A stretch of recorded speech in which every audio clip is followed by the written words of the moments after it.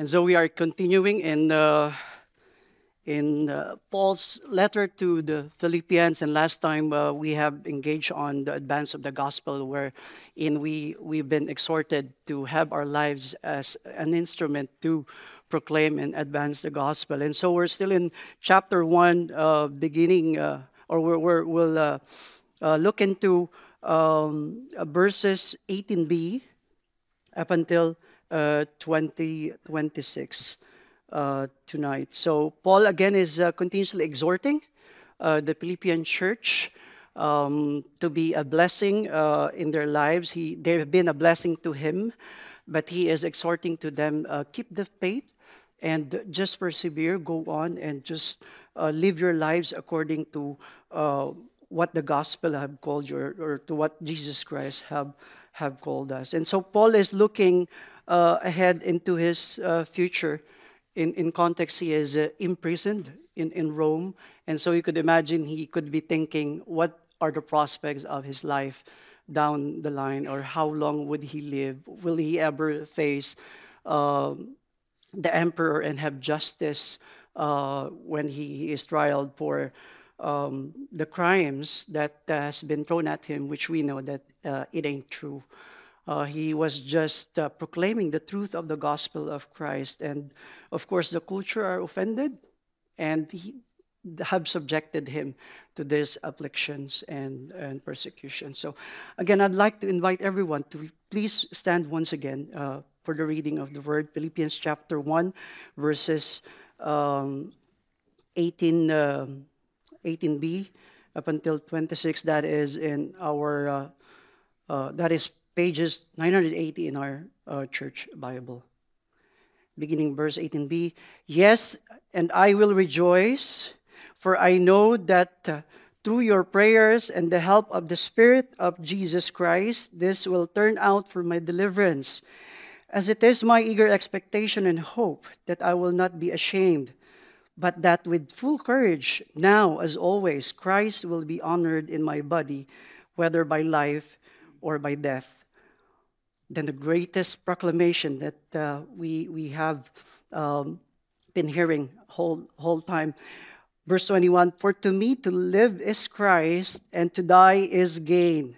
If I'm to live in the flesh, that means fruitful labor for me. Yet, which I shall choose, I cannot tell. I'm hard-pressed between the two. My desire is to depart and be with Christ, for that is far better. But to remain in the flesh is more necessary on your account. Convinced of this, I know that I will remain and continue with you all for your progress and your joy in faith, so that in me you may have ample cause to glory in Christ Jesus because of my coming to you again. Thus far, the reading of the word of the Lord be added upon the reading of his word tonight. Let us all be seated.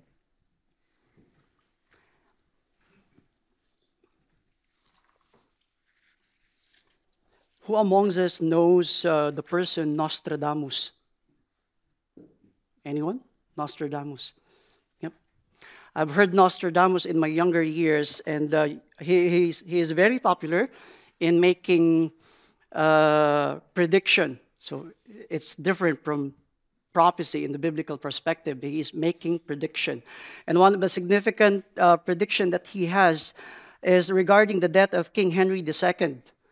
In 1559, where a young combatant would fatally wound the king through his helmet. And other things. He's mostly known, from my recall of things, he is famous in his prediction of the end times, isn't it? And the question is, when you were young and heard those, I bet you did not heard that today. You heard him way back. You heard him say that. How does that affect you? Were you fearful? Were you worried? Were you worried during 1999? What was way back in 1999? We weren't worried, eh? It's about 2K bug. We know that, right? So banks will be closed, money will be zeroed out, and everything will be in chaos and trouble. But the next day, we all have the opportunity to have breakfast, isn't it?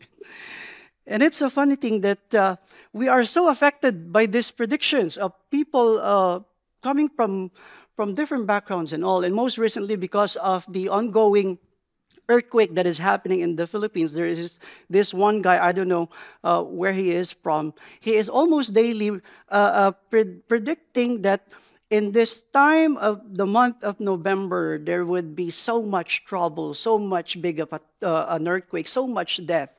Because in Manila, just to picture it out, we have so much dense condominium that are higher rise, leveling to 40 floors, even to up to 50 floors.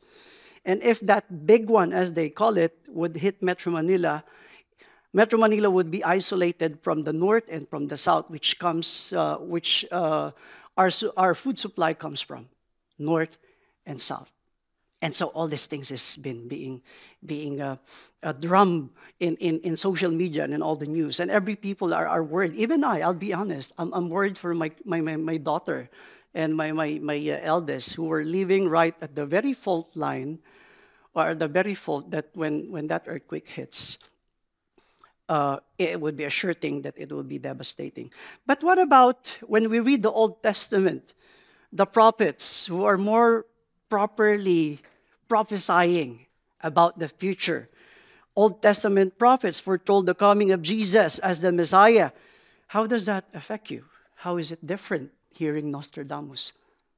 Are you affected?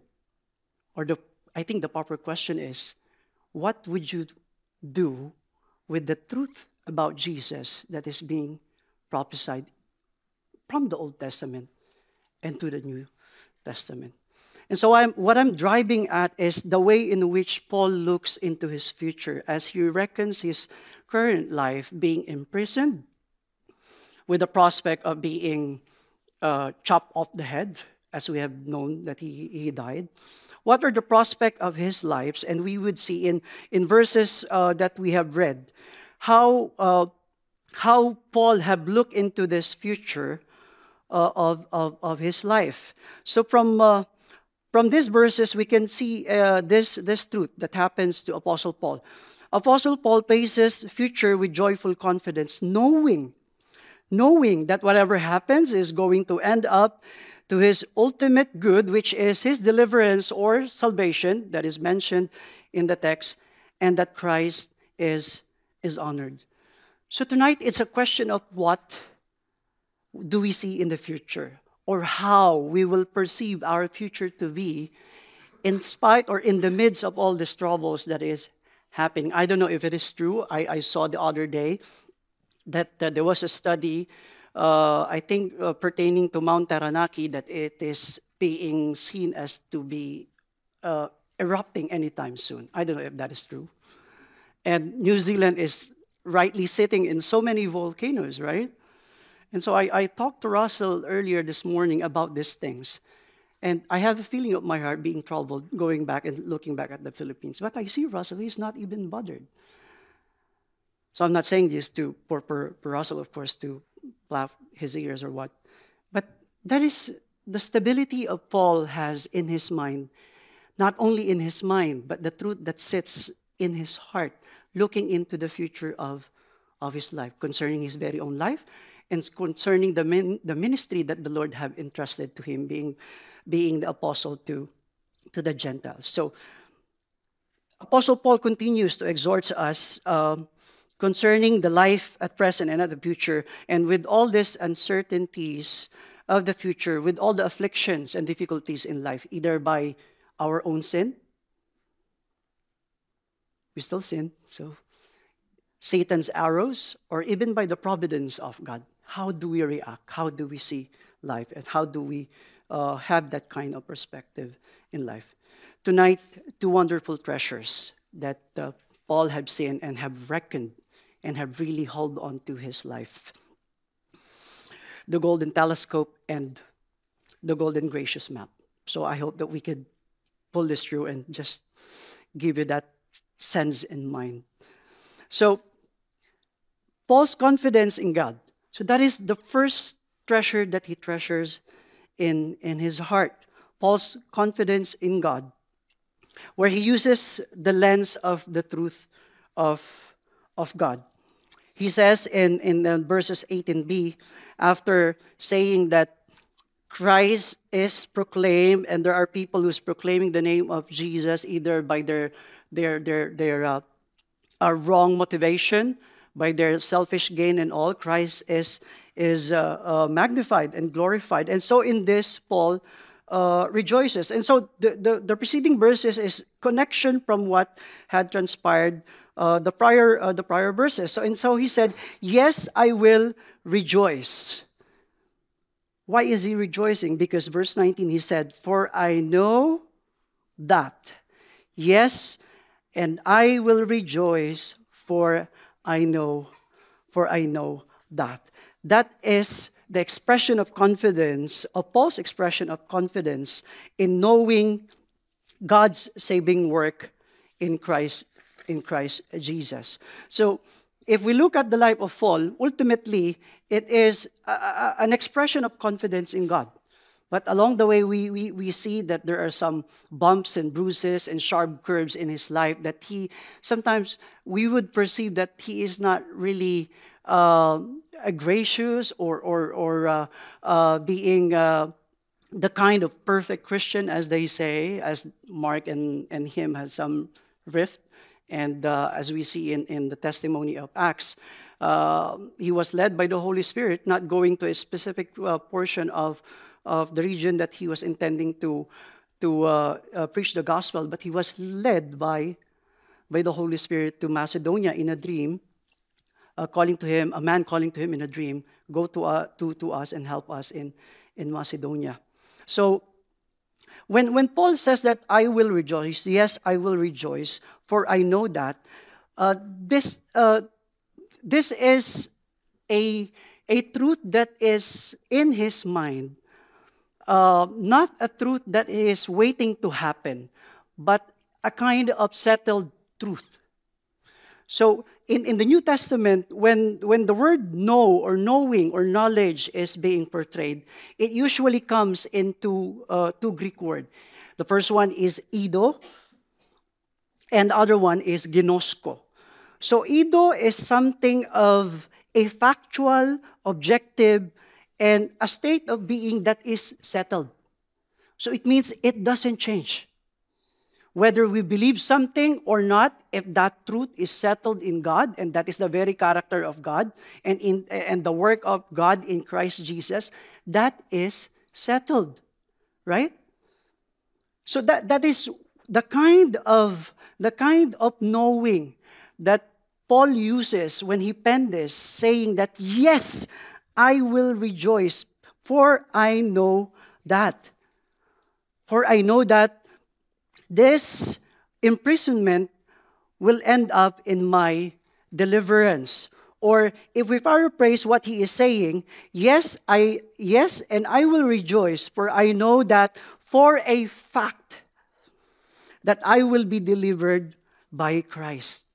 Not ginosko, but ido. The object of the knowledge, or the objective knowledge of the truth. It is there. It is settled. So, do you remember, or who have watched the Avengers? Endgame? Who loves Avengers? Who loves Avengers? Oh, nothing. Batman, maybe? In the movie Avengers, especially the Endgame, when they were trying to beat Death, Thanatos, or Thanos, where did you see, who's the main character who's trying to beat Thanos? It was almost everyone, right? But the main guy would be Iron Man, right? Isn't it? Okay. Iron Man would be the main guy as I have watched that. But there is this character, Doctor Strange, who is at the corner of that scene. He was a mystic kind of a guy who has been given the power to see future and tweak realities into whatever kind of realities. And he was doing like this. And what was portrayed in that, he was looking to the future. He was looking to the future, to all possibilities of the future. and he saw something. And on the movie, they were defeated, but on the end of it, they came back in time. And there is this one thing that happened in Doctor Strange, that he needs to die for them to win the battle, ultimately with Thanos. The illustration is so weak, but what is being pointed out is a clear picture Doctor Strange saw in the future, that there is a settled truth, that Thanos will be defeated, that there is a means for death, for Satan to be defeated in this life. And that is the sense how Paul is saying when he says, yes, I will rejoice, because I know for a fact that this meaning the imprisonment, will all end up in his deliverance. It's a settled truth. And I was really amazed as I look into this. After he said in his word, yes, and I will rejoice, for I know that, and jumping to the result, which is will end up into my deliverance. There are phrases of words that was said in there. For I know that through your prayers and the help of the Spirit of Jesus Christ, this will turn out for my deliverance. That is, those phrases are the verbalization of the another meaning of the word know, which is ginosko, which is, it is the experiential truth. It is a developing truth. So in the instance that Paul was imprisoned, he was not looking merely for a rescue in the physical sense, but the ultimate blessing that Paul has is in the ido, the settled truth that he will be delivered by God. And then it is followed by ginosko, the verbalization of the expression of knowing. There it is said, for I know that through your prayers and the help of Jesus Christ, or the help of the Spirit of Jesus Christ, this will turn out for my deliverance. So not only Paul is saying, yes, I will rejoice because I know for a fact that I will be saved, but I am also, by the providence of God, will experience experiential knowing of the salvation of God. And true enough, in the latter part of his life, we saw him being given a special or unique liberty where he ministers to the people of his culture that time. He was renting his own house, right? And he was free to minister and to proclaim the gospel into their lives. That is found in Acts chapter, I think, 28, and the last verses, it is said. So it is the truth that is settled in the heart of Paul. And the expectation of that truth of knowing that the experience of salvation will come to his life. Imagine if we are doubtful of the life that we would become. How are we be encouraged by this truth that it does not depend on me, that it does not depend on my pastor, that it does not depend on what I have in life, but it is standing. My full deliverance stands in the settled truth of God that you and I will be delivered.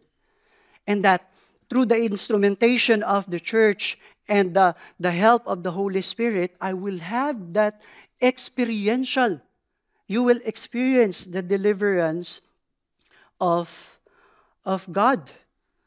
And so, not only ido and ginosko that was used, so that Paul would have this confidence in the truth of God, but he is expressing that in the providence of God, he is using church, Covenant Presbyterian Church, to make that for a fact that each and every one of us who doubts, who have worries, who have lingering thoughts in their future, hang and have hope that Jesus Christ will deliver us. I was thinking of what Paul saw in his encounter with Jesus, Acts chapter 9, when he was confronted by the Lord. I was supposing that he saw the Mount of Transfiguration discussed in the Synoptic Gospels in Matthew, Mark, and Luke. John did not recount it because John was saying at the very beginning of the passage, glory of the one and only Son. That is the settled truth in his mind. But in our experience, the intent of God for us to experience this saving and deliverance for us is through the church itself. It is said in there, through your prayers. He was experiencing the affection of the Philippians, not only for financial support, not only for the love, but he is most especially experiencing their love through prayers. It was a great thing to hear when Pastor Jeff mentioned about consider our relations this morning. If we are to be truthful in our relationships, just talking about prayers, I suspect, we are praying for those people whom we just knew, right? Who are close to us, who are similarly having or have similar interests that is with us. Have you reached out? Have we reached out to someone who is new? Have we reached out to someone who you don't usually reach out and ask him, can I pray for you? Of course, it's hard to be vulnerable to anyone that is somewhat stranger or trust must be there. And I know and I understand that the context in which we are now is we had to develop that trust. And I came to know that before you even have a promotion inside a company, you should be like having a year or number of years of service before you can be like someone that is trusted in a company. Friendship could only develop, I suppose, here with years before we trust anyone. And I know this is a big ask coming from me, but that is what the Lord is saying. That is His provision for the experiential knowing to prime up or to boost our confidence in God through prayers of the church. Have we been a praying church? Have we been a church that really seeks the will of the Lord? I'm not pretending, I don't want to pretend that I know everything in covenant, but this is one truth that is laid out in His Word, that Paul says, I rejoice, for I know the fact that it will be turning out to my deliverance through the prayers of the church. John Calvin said, for he who depends for help on the prayers of the saints relies on the promises of God. Isn't it true that the prayers that we uttered for each one of us hangs on Pastor Jeff? I don't think so. Hangs on the leaders of the denomination? I don't think so. It hangs on the very promises of God. It hangs on the very known or renown of the name of God. So, Paul says in Romans chapter 13, verse 8, owe no one anything except to love each other, for the one who loves another has fulfilled the law. So that is the greatest commandment of the Lord Jesus Christ. As he is comforting his disciples in John chapter 13, before he expresses his departure, he was saying to them, there are two things that is most important. Prayers, as he did in John chapter 17. He prays for himself, he prays for his disciples, and he prays for the church. But also he promised the Paraclete, the Holy Spirit, who is, in verse 19, also Paul, as a ground of his rejoicing, for I know that through prayers and the help of the Spirit of Jesus, this will turn out for my deliverance. So there are two things that we can make avail of the very confidence that we are looking when we are burdened by all the uncertainties of our life. That is prayers through the church. Second thing is the very Spirit of the Lord, the help of the Spirit of Jesus Christ. Jesus Christ is not with us physically, but We have the Word of God. We have His Word. We have the very Word of God. The affection of Christ for Paul is the same affection that you will experience in Jesus Christ. We will never ever gonna be the same like Paul. But what is the most important thing? That though we differ from each other and though we differ how we approach life and troubles in life, we have the same God. We have the same God. Whom Paul is saying, He is the settled truth and He is the experiential truth. That I can say, yes, I will rejoice, knowing for a fact that though I am in prison now and soon I will be executed, I know it will all turn up for my deliverance. This is the same thing that he wrote earlier in Romans chapter 8. Philippians was written after Romans chapter 8. In Romans chapter 8, you know these verses. Romans chapter 8, verses 28 to 39. Can we go there for a bit?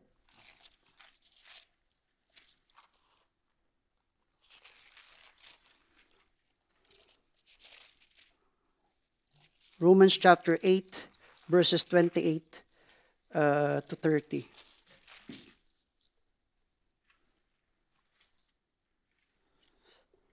And he says in there, and we know that for those who love God, all things work together for good, for those who are called according to His purpose. The very word that he uses, know, and we know, is the same thing. It's about a settled truth that he will be delivered. And we know what he had said in the following verses. But look into verses 29 and 30.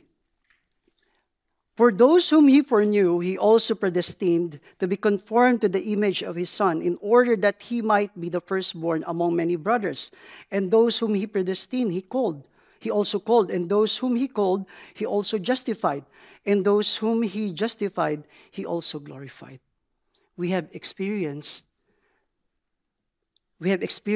verses 29 and 30. We were predestined. You were called from darkness to life. You were justified before God. We are all justified before God. And what we are aiming for now is the glorification, that we will soon all be glorified. So this is the confidence of our beloved apostle, looking into the future. He is certain, he is with certainty in his soul that help is available, that God loves me and therefore He will save me. And in that love, none can separate, he says in Romans chapter 8, verse 29 and 30, and up until verse 39. So the same idea is Paul is saying unto us, an idea that is outside of us, not in us. Have you noticed that the means of the Lord is not even in the wisdom of Paul, the richness of Paul. It was through the church and through the Spirit of Christ Jesus. Then again, we may be different from Paul, but we have the same ground of confidence we have in Jesus Christ. Amen?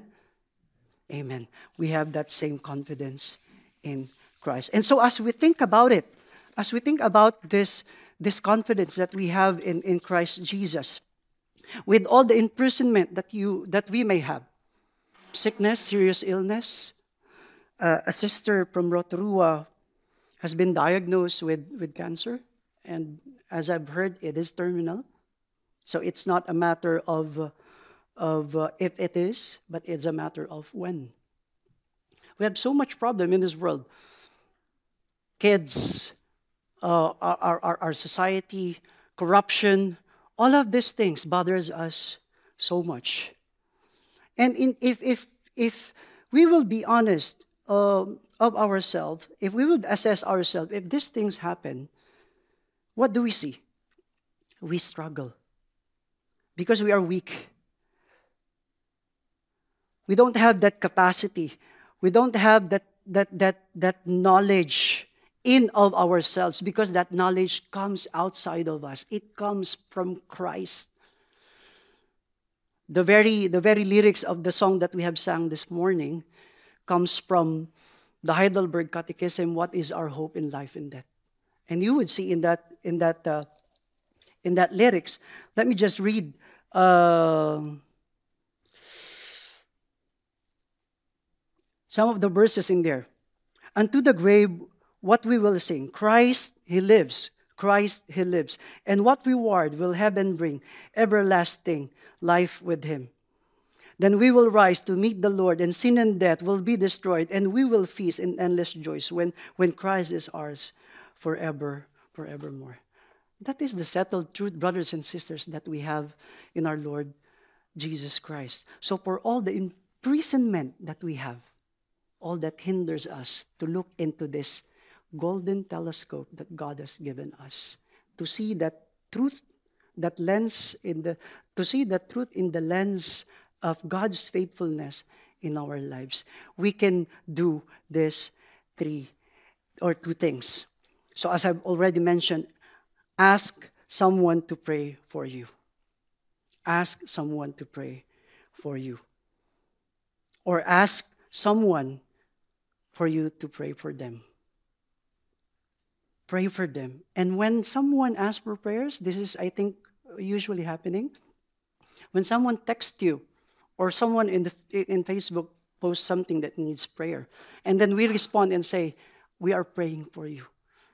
Can we be real to ourselves that we get on our knees and pray? And when we say, we do not use the word loosely, I will pray for you. But after that, you move on with another post, or you did another thing, or something that bothers your mind and captures your mind and turns you away from that thing. So we commit ourselves to prayer. We are open to be vulnerable to someone and ask for prayers, but also the Lord is using us for us to pray for someone and pray with the church as well. Again, Pastor Jeff's reminder to us, how do we treat our relations as brothers and sisters in the Lord matters to God. The way we pray for one another is the way the Lord blesses it, those prayers, for us to grow loving each other. A very important provision of experiential confidence in God that we have from the Lord. Second would be seek help from the Spirit of Jesus. So this is, again, we don't have the Lord Jesus Christ, and we don't go out in our prayer closet and say, Lord, give me a word or speak to me. We don't do that. We have the Bible already with us. So we go to Him and ask the Spirit of God, Lord, illumine my reading upon your word and help me traverse this imprisonment of my life and help me to confess that, yes, I will rejoice in the truth that you have given in me. And so that is the telescope, or the golden telescope of truth of God. That's where Paul's confidence is seen in his life. Secondly, is Paul's concern and conviction. So the golden map of grace.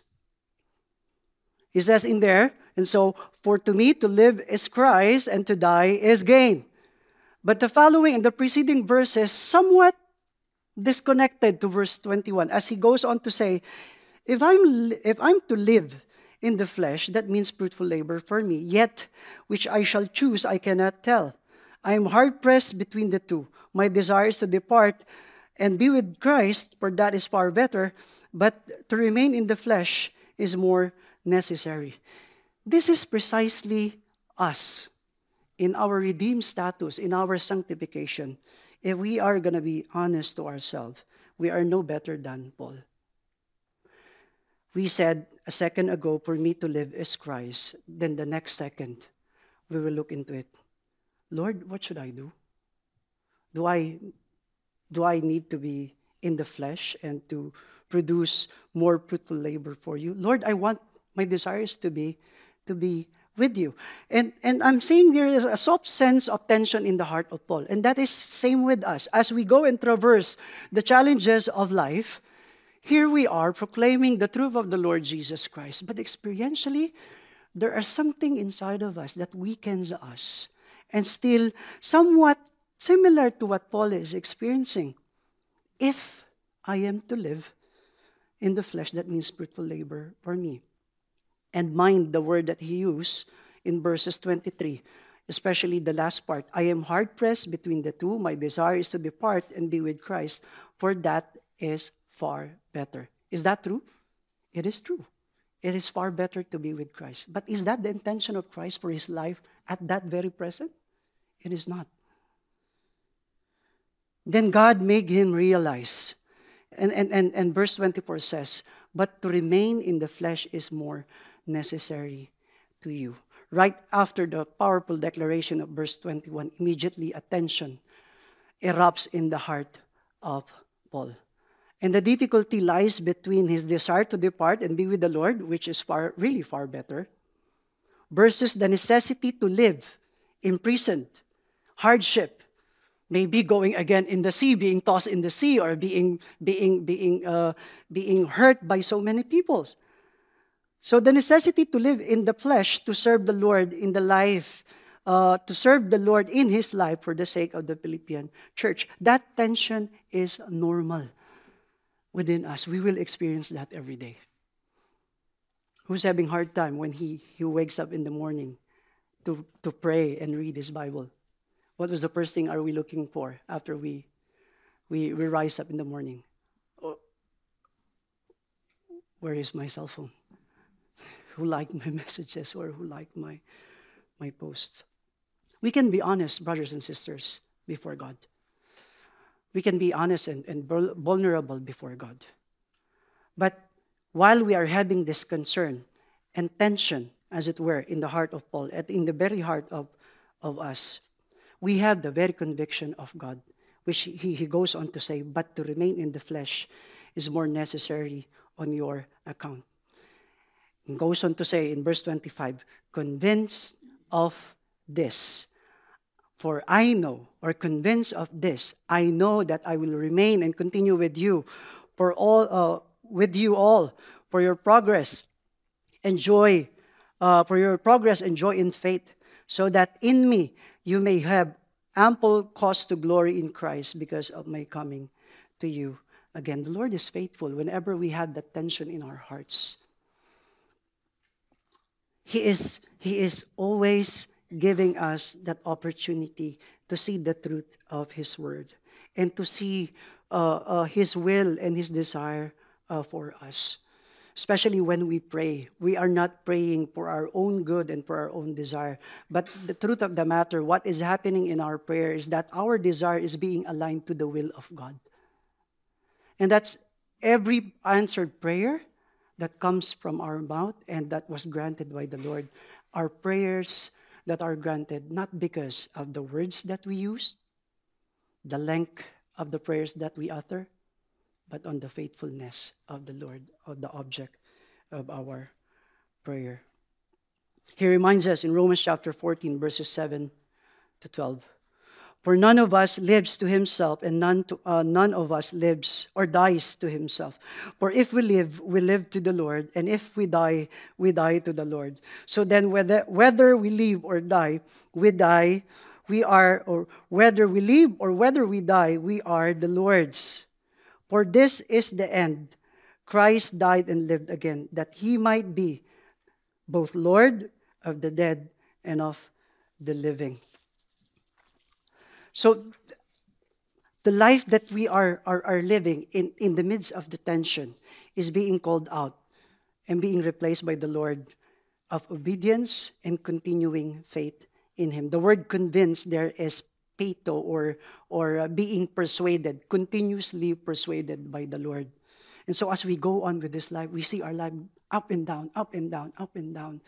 We fail. We go back to the Lord. We fail again. We go back to the Lord. But we are always being and continuously being persuaded by the truth of our Lord and Savior, Jesus Christ.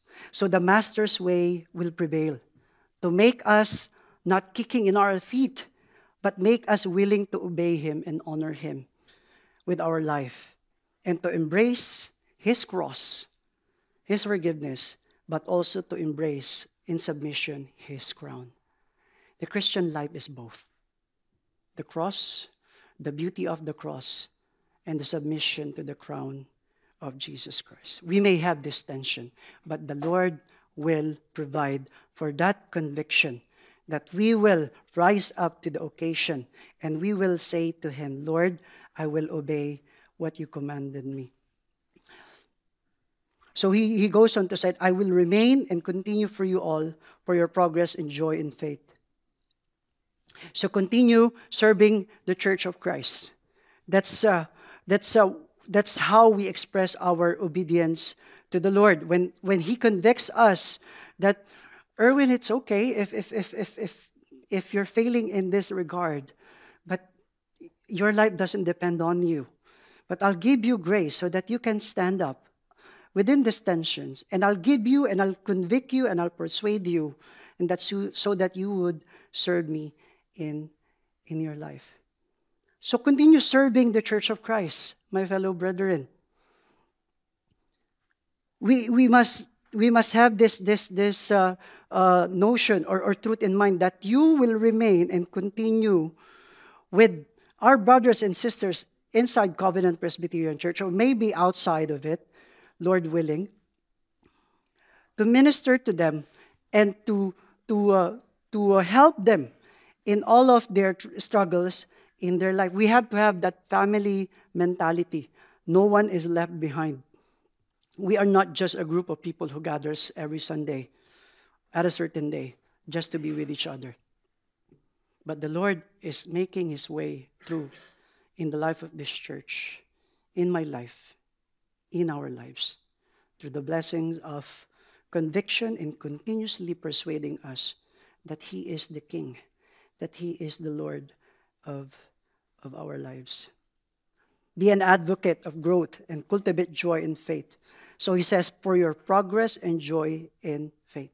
Invest your time, talent, and treasure to the growth of the youth, to the growth of the entire denomination, to the growth of this church. What is the result? Of course, we see there, as he said it, you will grow in faith with joy and glory in Christ Jesus. Christian, from the Pilgrim's Progress, was not given a map. But all throughout the story, he was given a spiritual guidance, companion, symbolic things that really help him through his journey. That is similarly to us. There would be bumps and bruises and sharp curves in this life, looking down to the future. You may have tension even in your heart and kind of contend with the Lord. But He convicts us. He gives us the grace. He gives us the grace to continue on and to be convinced by Him. I know that I will remain and continue with you all for your progress and joy in faith, so that in me you may have ample cause to glory Christ Jesus. So to minister and to disciple is a shared conviction for everyone inside the church.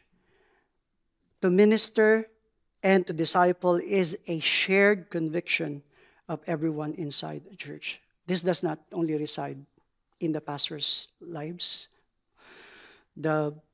The duties and responsibilities of the session, of the leaders, this is our duty and responsibility as well. In a very special way, you can minister to someone who have lost family, someone who's struggling in life, someone who have been unemployed, someone who have been brokenhearted, someone who have been diagnosed with a terminal sickness. That ministry is for every one of us. You have to be there. You have to show up. We have to show up and remain with each and every one to minister the gospel to their lives until they recover from the hurts and the confusion and the tension in their life. Secondly, would be to facilitate spiritual growth. Model joy and boast in Christ must be our way of life. It doesn't matter if we are stepping bit by bit, but the main thing is faithfulness in growing and modeling joy in spite of everything. I know it's hard, but joy is something that is far better than happiness. But joy is somewhat an expression of confidence in God amidst all troubles.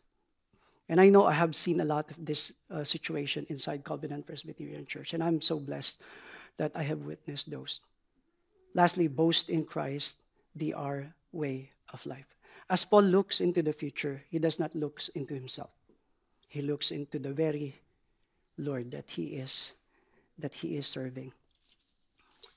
Foresight of life for the future is something that the Lord did not give us. You cannot see the future.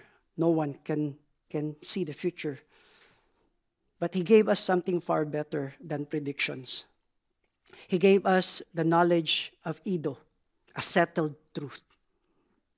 He gave us the knowledge of a settled truth in our lives. So that is our hope. That is where we hang our hope. He also has given us the knowledge of experiencing this salvation or deliverance from God, from God through the means of the church and our brothers and sisters. And that is the lens of the golden telescope of faith. While we are experiencing all these challenges, all these difficulties in the life of the church, help is available from the church itself and from the Spirit of Christ himself, for us to experience the foretaste of salvation day to day, every day. And in God's perfect time and full, complete salvation, we will have that ultimate joy in the day where every knee will bow and every tongue confess that Jesus Christ is Lord. The psalmist ends in Psalm 16, "Therefore my heart is glad, and my whole being rejoices. My flesh also dwells secure. For you will not abandon my soul to Sheol, or let your Holy One see corruption.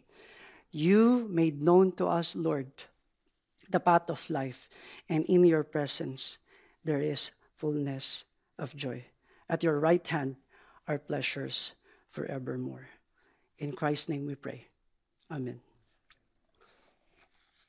Lord, thank you again for your faithfulness in our lives, and that we see in the life of Paul a very special story of your servant, Lord, that could never be repeated in our lives. But the truth to be said is that though we are different from him, and our experiences may sometimes be unique from one another or from each other, and we have those imprisonment in our lives, Lord, may you give us the grace to see the settled truth that we have in Christ, and to the ongoing truth that you will save us in our lives, Lord. And as we go through the highways of our future, with all these arrows of Satan, even our tendency to fall into sin, or even by the providence of your hand, Lord, help us, Lord God, to be honest of our concern, to be vulnerable before you, but likewise to be convicted of that truth, that we will persevere and look everything that is happening into the lens of our confidence in you and the grace that you have given to us through this church and through your Spirit that is amongst us. May this truth be with us as we go out into the world tomorrow. All these things we ask in Jesus' name. Amen.